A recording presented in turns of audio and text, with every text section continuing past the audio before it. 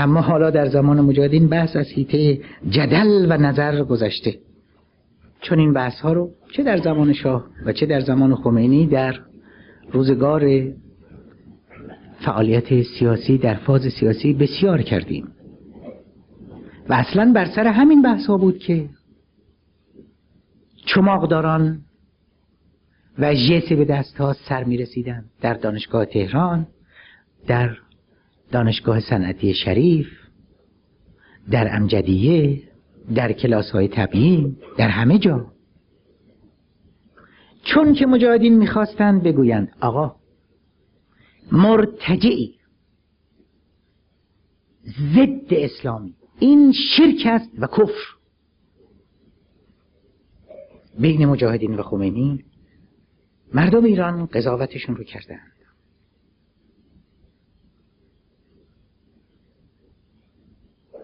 بین این دو نوع اسلام با پیشینه هر کدوم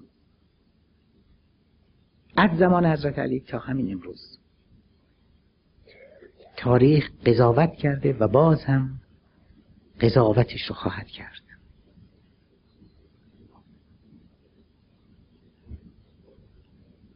بین دو دیدگاه، دو تفسیر سراپا متضاد.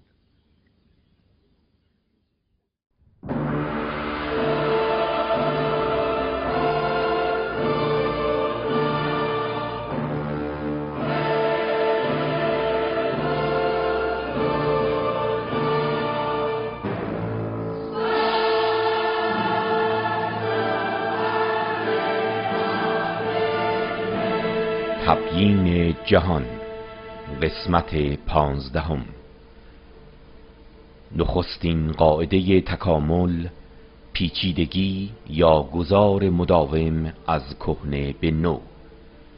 بخش دوم نظری به قرآن، مسئله ناسخ و منسوخ.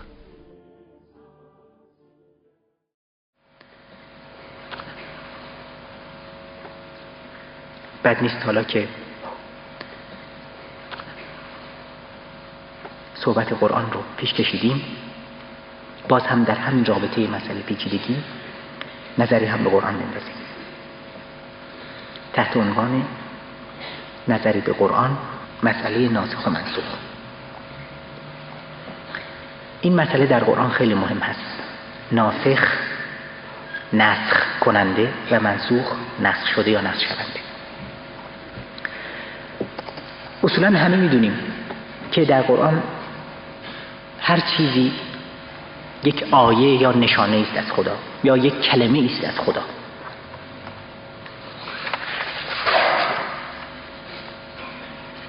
چرا که قرآن کلیه پدیده ها رو، کلیه اشیاء رو، اما از این که مصنوع بشر باشند یا نباشند، اینها رو به خدا نسبت میده. حتی وقتی پرنده‌ای در آسمون پروازه، ادعاش این است که این رو خدا نگه داشته. طبیعی است که پرنده رو دستگاه‌ها و اندام پرواز خودش نگه داشته. نسبت دادنش به خدا جز این نمیتونه باشه که از طریق همون سنت‌ها و قوانین و وسائل. و بعد نتیجه میگیره که در این آیتی است اگر فکر بکنین، نشانه است برای گروندگان، برای تفکر کنندگان، برای حقجویان و الی آخر. پرنده که مصنوع بشر نیست. در مورد مصنوعات بشر هم، حتی خونه، والله جعل لکم من بیوتکم سکنا، خدا خونه های شما رو براتون آرامشگاه قرار داد. معلوم است که خونه رو خودمون ساختیم، پس بایستی نفس این نهاد، نفس این خود این پدیده مورد نظر باشه. خلاصه اینو میخوام نتیجه بگیرم که هر واقعیتی، هر عینی خارج از ذهنی و از این هم عامتر، هر پدیده واقعی این یک آیت یا یک کلمه ای از خداست. و خب به این ترتیب کلمات خدا خیلی زیاد هم هست، یعنی مجموعه پدیده هایی که در جهان هست.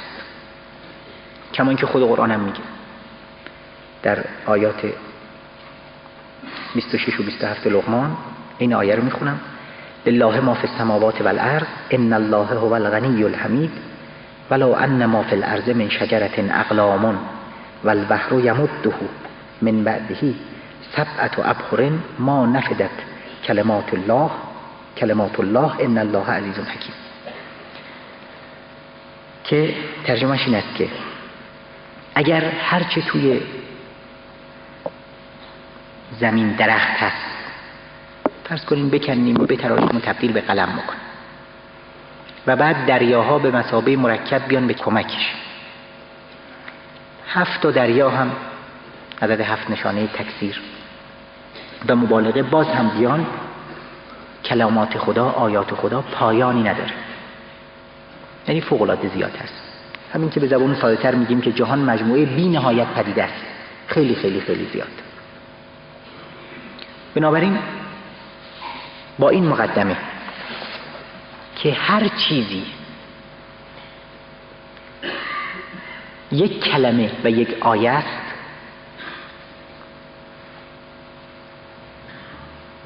حالا به آیه 106 سوره بقره توجه بکنیم برای مسئله ناسخ و منسوخ. ما ننسخ من آیت او ننسها نأت بخیر منها او مثلها الم تعلم ان الله علی کل شیء قدیر.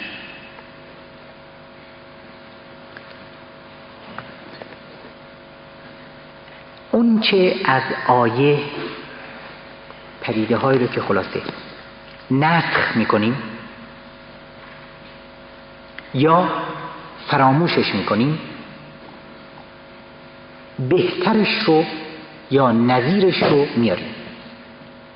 آیا نمیدانی که خدا بر هر چیزی تواناست؟ این آیه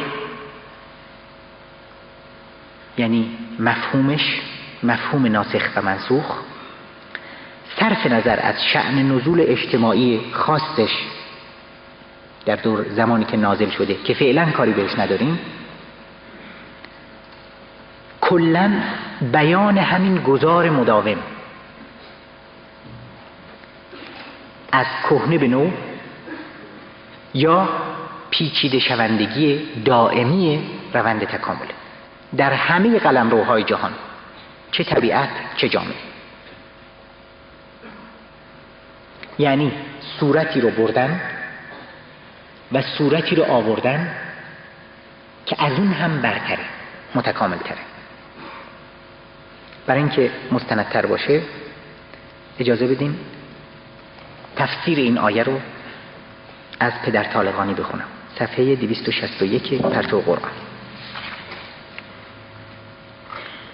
ممکنه بعضی جاها مشکل باشه، وسطش توضیح میدم منظور چیه. نسخ در اصطلاح برداشتن صورتی است از محل اول خود و قرار دادن در جای مناسب دیگر یا گذاردن صورت دیگری به جای آن. چون هر آیه کوچک و بزرگ تکوینی و تشریعی را از کتاب هستی و قانونی یا از ذهنها و خاطرها ننسها برداریم، برتر و گزیده تر از آن را می آوریم، نأت بخیر منها. کتاب تکوین و تشریع یعنی کتاب طبیعت، تشریع هم جامعه و قانونمندیاش و ادیان و الی آخر. پس تفسیر پدر این است که هر پدیده ای رو چه به لحاظ طبیعی چه به لحاظ اجتماعی برداریم یا از خاطره ها محوش بکنیم. همونطور که گفتیم که ممکنه که پدیده‌ای که تکاملش به بنبست میرسه نابود نشه، به حیات خودش ادامه میده، ولی دیگه نه در نوک پیکان تکامل، یا فراموش از خاطرها محوش بکنیم، برتر و گزیده تر از آن را می آوریم.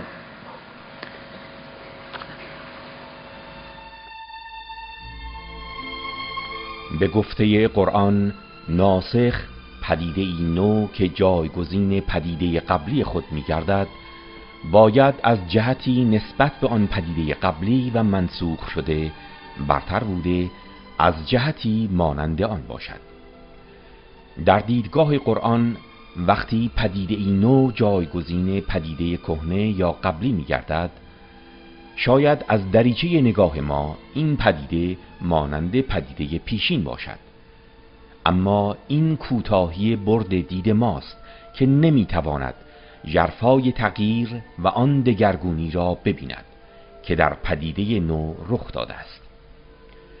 دگرگونی و تغییری که آن پدیده نو را نسبت به پدیده کهنه برتری می‌بخشد. از این رو در فرهنگ قرآن دو علت وجود دارد که هر کدام از آنها می‌تواند به ناسخ نسبت به منسوخ برتری دهد. 1. هر دو پدیده از نظر شکل و ظاهر مشابه هستند، اما ناسخ از نظر محتوا نسبت به منسوخ برتری دارد. 2.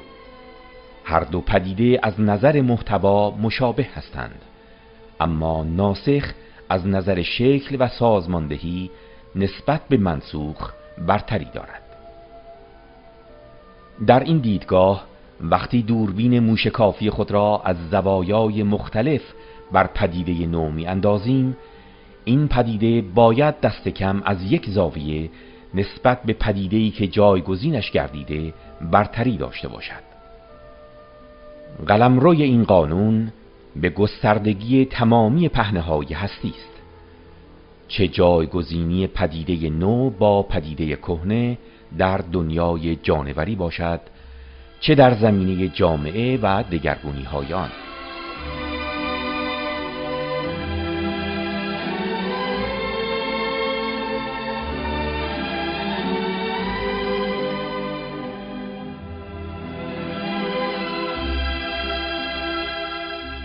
آن فضل و قدرت و تدبیر نامحدود پیوسته جوهر عالم را پیش می‌برد.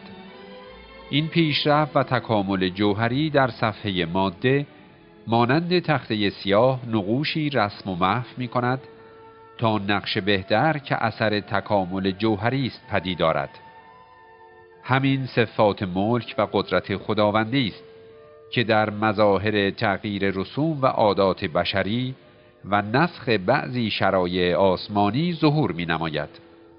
پس توقف در تکامل و حرکت جوهری و تهدید تغییر سوری آیات وجود و شریعت، توقف و تهدید صفات و ذات است. تعالی الله عن ذلک علوا کبیرا.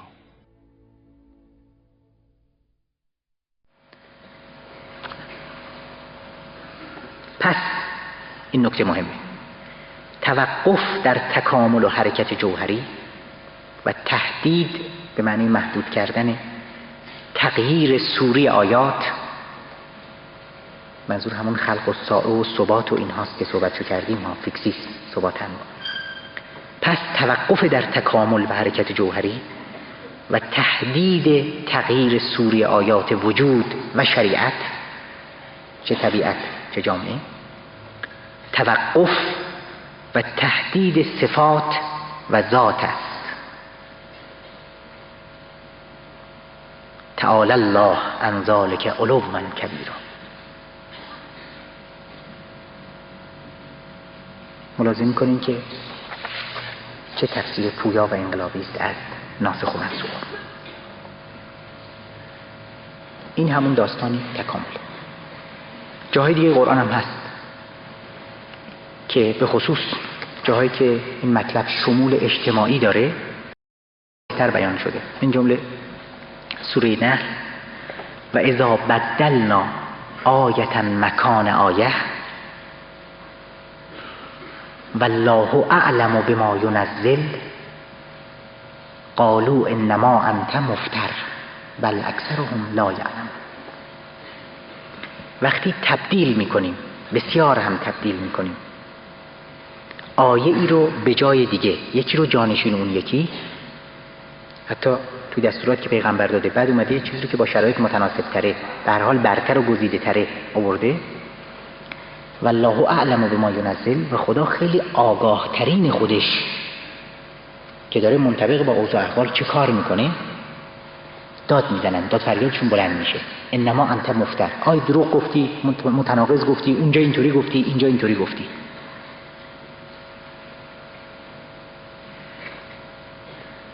بل اکثرهم لا یعلمون، اینا اکثریت نیست، آگاهی، دانش، شعور و شناخت ندارن که قضیه چی بود، چرا اونجا اینطور و حالا اینطور.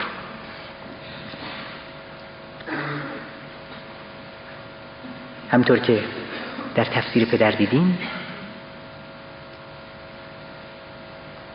که تردید در اون تکامل صور یک نوع تردید در صفات خود ذاته. برای این چی؟ برای که باز به صراحه داریم توی قرآن که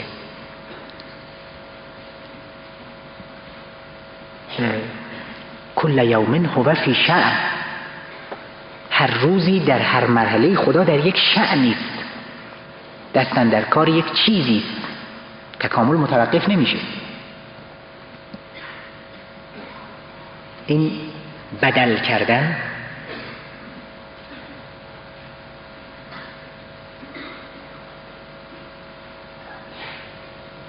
به اصطلاح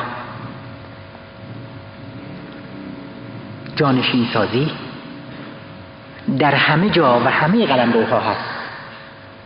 خوندین آخر سوره محمد رو که بعد از یک سری قانونمندی های اجتماعی و تاریخی که بیان میکنه،